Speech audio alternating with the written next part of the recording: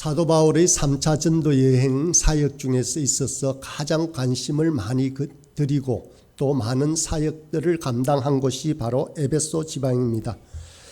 바울이 에베소에 머무른 기간이 3년이라고 합니다.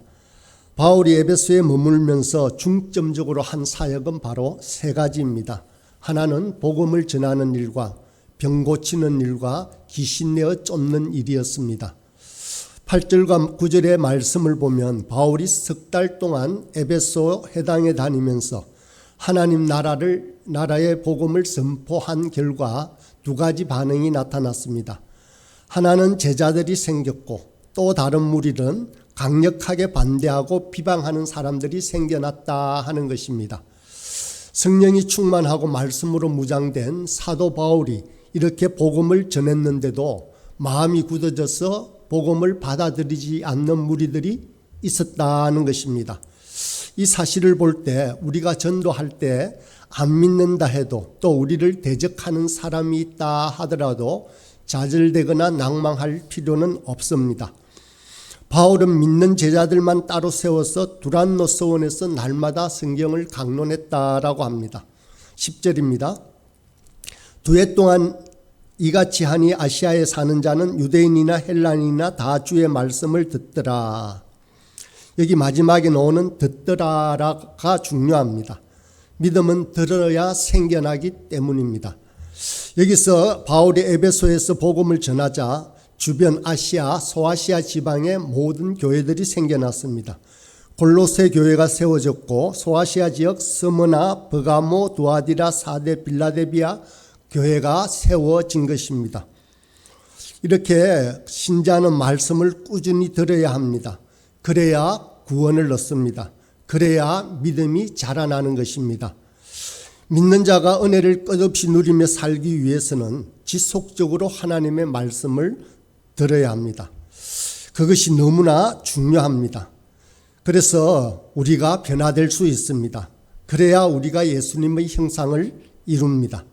저절로 되어지는 일이 결코 아닙니다. 하나님의 능력은 대박나듯이 생겨나는 것 또한 아닙니다. 그런데 이 말씀 듣는 일을 게을리하고도 저절로 큰 믿음을 얻기를 바란다면 그것은 일확천금을 노리는 심보라고 할 수 있습니다. 자기의 죄를 죽이며 자기를 부인하며 사는 일은 매일매일 거듭 확인되어져야 하는 일입니다. 하나님의 말씀을 들으면 날마다 자신을 돌아보아야 합니다. 어느 한 시기만에 해당하는 것이 아니라는 것입니다. 그러나 많은 그리스도인들은 그렇게 하루하루 애쓰며 사는 것을 싫어합니다. 어느 날 갑자기 크다란 은혜가 부어져서 한 방에 모든 문제가 해결되기를 원합니다. 영적인 세계에 있어서도 로또 복권 당첨과 같은 변화를 마음에 소원하는 것입니다. 그저 하루나 이틀 동안 미친 듯이 기도에 매달리면 어느 한순간에 불을 받아서 자신의 모든 인생의 문제가 해결이 되어지고 큰 복을 받게 될 것이다 라고 생각하는 사람들이 있습니다. 이것도 사실 따지고 보면 일종의 영적인 게으름에서 비롯된 것입니다. 그래서 그들은 날마다 거룩한 삶을 살기 위한 자기 헌신을 싫어하고 하나님 마음에 합한 자가 되는 것 또한 그렇게 살기 위해서 노력하는 것 또한 싫어하는 것입니다. 우리는 쉬지 않고 매일매일 말씀과 기도로 자신을 거룩하게 하는 삶을 살아야 합니다. 그래야 역사가 일어납니다. 하나님의 말씀을 듣고 배워야 그래야 우리에게도 놀라운 능력이 나타나는 것입니다. 바울의 에베소 사역 대부분은 하나님의 말씀을 가르치는 일이었습니다. 그러자 그 결과 어떻게 되었는지 본문에서 말씀을 해줍니다. 놀라운 능력이 나타나고 있음을 볼 수 있습니다. 11절과 12절을 읽겠습니다. 하나님이 바울의 손으로 놀라운 능력을 행하게 하시니 심지어 사람들이 바울의 몸에서 손수건이나 앞치마를 가져다가 병든 사람에게 얹으면 그 병이 떠나고 악기도 나아가더라. 이런 기적들을 성경 곳곳에서 볼 수 있지만 바울의 사역에서 또한 볼 수 있는 놀라운 능력입니다. 이 놀라운 능력이 일어나는 배경의 말씀은 이 11절 앞에 나오는 10절의 하반절에 있습니다. 다 주의 말씀을 듣더라. 바울 사도가 에베소 두란노 서원에서 2년 동안 매일 주의 말씀을 강론하였습니다. 그랬더니 유대인이나 헬라인이나 다 주의 말씀을 들었던 것입니다. 주의 말씀을 전하고 주의 말씀을 배울 때 그것을 하나님께서 기뻐하십니다. 하나님께서는 주의 말씀을 전하고 주의 말씀을 배우고 주의 말씀을 사랑하는 그리고 순종하는 그런 사람을 너무나 기다리시고 또 기뻐하십니다. 그런 사람과 함께 일하십니다. 하나님께서 말씀이 있는 곳에서 놀라운 능력을 행하십니다. 왜냐하면 하나님은 바로 말씀의 하나님이시기 때문입니다. 여기서 말하는 놀라운 능력이란 아무나 할 수 있는 것이 아닙니다. 하나님께서 말씀에 순종하는 전도자에게 주는 능력입니다. 주로 병 고치는 일과 악기를 쫓아내는 일을 말합니다. 바울의 손수건이나 앞치마를 가져다가 얹었을 때 병이 낫고 악기가 떠나갔습니다. 하나님의 능력을 믿는 자 속에서 이런 일이 일어나는 것은 우리가 성경의 곳곳에서 또 우리의 삶을 통해서 알 수가 있습니다. 지금도 하나님의 능력은 역사하십니다. 예수 그리스도는 어제나 오늘이나 영원토록 동일하십니다. 어떤 사람은 기도하다가 치료받고 어떤 사람은 안수를 통하여 치료받기도 합니다. 또 그리고 예배 시간에 말씀을 듣다가 치료되는 경우도 있습니다. 현대과학이나 의학 수준이 문자 그대로 최첨단을 걷고 있습니다. 그러나 하나님의 능력에 비할 바가 결코 아닙니다. 인간의 최첨단 과학은 목숨을 좀 더 연장해서 오래 살 수 있게 할 수는 있습니다. 그러나 영원한 생명을 줄 수는 결코 없습니다. 13절에서 16절을 보면 사이비 집단의 정체가 드러나고 그 집단이 무너지는 모습을 보여줍니다. 하나님의 은혜가 강하면 반드시 거짓 역사도 따르게 됩니다. 은혜로운 역사가 있을 때 그것을 악용하는 사람들이 생겨난다라는 것입니다. 13절의 말씀을 다시 보겠습니다. 이에 돌아다니며 마술하는 어떤 유대인들이 시험 삼아 악기 들린 자들에게 주 예수의 이름을 불러 말하되 내가 바울이 전파하는 예수를 의지하여 너희에게 명하노라 하더라. 당시 에베소에서 바울의 이러한 놀라운 능력이 나타나는 장면을 한번 상상을 해보십시오. 정말 귀신이 떠나가고 병든 자가 벌떡 일어나는 이러한 사건들을 보고 있는 에베소 사람들의 마음은 그리고 그들의 표정은 어떠했겠습니까? 당시 사도 바울의 인기는 또 얼마나 높았겠습니까? 그래서 마술사들은 바울이 예수의 이름으로 기적과 능력을 행하는 것을 목격하고 그들이 바울이 전파하는 예수를 의지하여 너희에게 명하노라라고 하면서 이용하고 있었습니다. 바로 마술사들 또한 예수의 이름을 사용했습니다. 이들은 예수의 이름을 이용하여 자기가 높아지고 자기의 사욕을 채우려는 그러한 사람들이었습니다. 오늘날에도 이런 사람들이 많습니다. 예수님의 이름을 파는 자들이 곳곳에 일어나고 있습니다. 14절을 보면 유대의 한 제사장 스게와의 7 아들이 이 일을 행했다라고 합니다.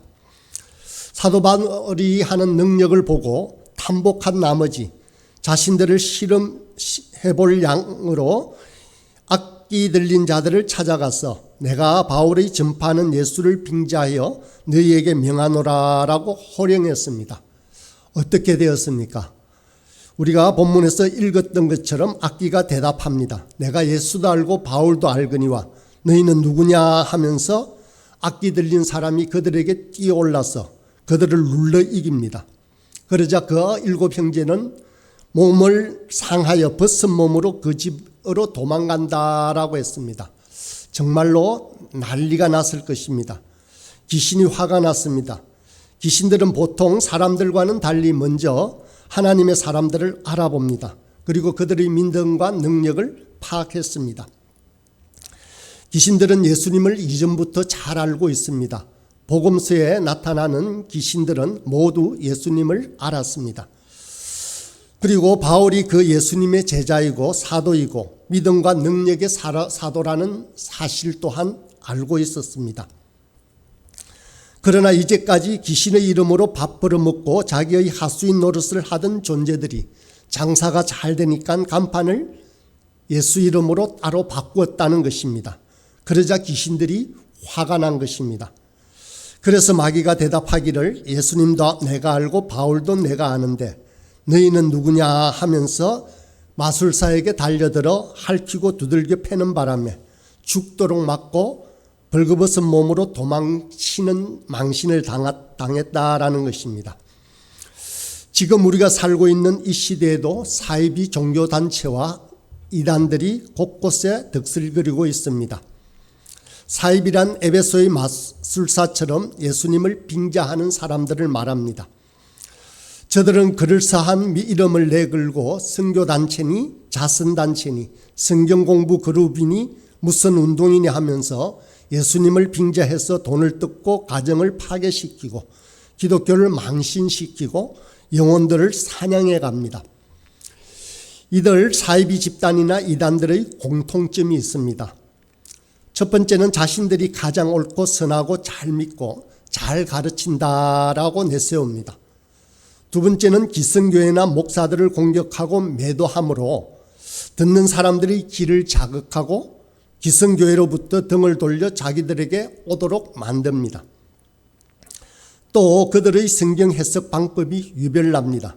자신들의 교리에 억지로 끼워 맞춰서 몇 구절을 들여대서 자기의 해석이 최고인 양 주장하는 것이 바로 이단 사이비들의 수법입니다. 이런 이단이나 사이비에 빠지지 않기 위해서는 우리 각자가 하나님의 말씀 위에 굳게 서야 하는 것입니다. 참된 진리의 말씀을 배워야 합니다. 그래야 거짓된 이단과 사이비에 빠지지 않게 됩니다. 다시 본문으로 들어갑니다. 본문의 마술사들은 예수님 이름을 팔다가 죽을 뻔했습니다. 에베소에는 특별히 이 마술사들이 많았습니다. 그 마술사들이 하나님을 시험하고 믿지도 않는 예수님의 이름을 이용하여 인기와 명예와 돈벌이를 얻고자 하다가 망신을 톡톡히 당했습니다. 귀신도 영입니다. 마귀도 우리 속에 있는 성령임을 압니다. 그러므로 저들이 우는 사자와 같이 얼음장을 놓을 수는 있어도 절대로 성령이 있는 그리스도인에게는 대들지 못합니다. 우리 속에 있는 성령이 저들보다 크고 위대하기 때문입니다. 어떻든 우리는 이 사건을 통해서 마술사들이 항복하고 복음이 승리하는 아름다운 역사를 보고 있습니다. 마술사들이 봉변을 당한 후 몇 가지 사건이 일어났습니다. 하나는 유대인들이 정신을 차린 것입니다. 17절에 나오는 유대인과 헬라인은 모두 에베소의 오랜 전통에 빠져 마술사들에게 사로잡혀 있던 사람들이었습니다. 그런 그들이 가짜 예수쟁이들이 마귀에게 골탕 먹었다는 말을 듣고는 두려워하며 예수님의 이름을 높였다라고 기록하고 있습니다. 그들은 진실로 하나님의 아들 예수 그리스도의 능력을 비로소 깨닫게 된 것입니다. 예수님을 십자가에 못 박은 것은 바로 이 유대인들이었습니다. 자기의 동족들이 예수님을 죽인 것입니다. 그런 그들이 뒤늦게나마 예수님을 찬송과 경배를 받으실 만한 분이라고 고백하고 그렇게 행했습니다. 또 다른 하나의 사건은 많은 사람이 바로 믿지 못한 것을 깨닫고 회개하는 모습이 드러납니다.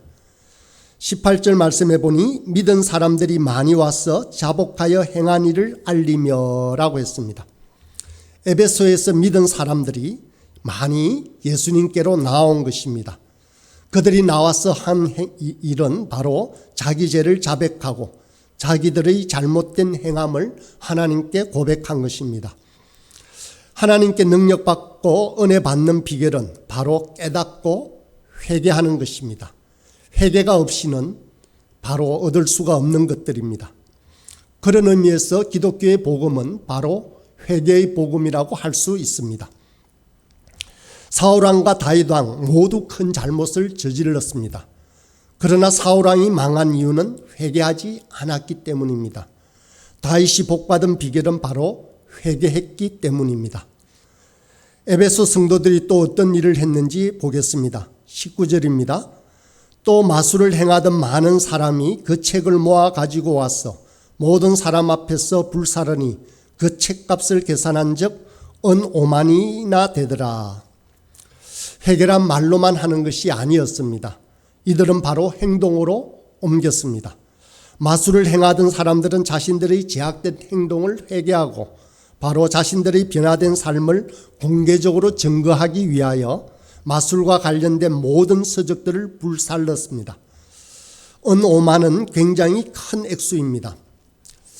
당시에 성경책 한 권이 큰 저택 한 개의 값이라고 했습니다. 그와는 다르겠지만 이 책들 또한 아주 귀한 것들이었습니다. 그래서 원화로 계산을 해보고 환산해보니 약 2억 원, 한화로 2억 원이나 되는 돈이었습니다. 이런 큰 액수의 책들을 모두 불살라 버렸습니다. 이것은 자신들의 행동을 회개하고 자신들의 변화된 삶을 공개적으로 보여준 것입니다. 그렇게 하자 그 다음은 어떻게 되었겠습니까? 20절 말씀입니다. 이와 같이 주의 말씀이 힘이 있어 흥왕하여 세력을 얻으니라. 주의 말씀이 더욱더 흥왕해져 갔습니다.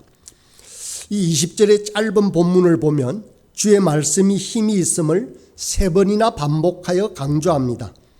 힘이 있어 흥왕하여 세력을 얻느니라라고 그렇게 거듭거듭 말씀하고 있습니다. 말씀이 왕성한 결과 교회가 성장하고 전도의 문 또한 열린 것입니다. 오늘날을 사는 우리들 또한 마찬가지입니다. 힘이 있고 흥왕하여 세력을 얻으려면 반드시 말씀에 굳게 서야 하는 것입니다. 순간적이거나 찰나적인 영적 요행을 바라지 말고 힘이 있는 주의 말씀에 순종하며 나아가는 저와 여러분이 되길 간절히 소원합니다.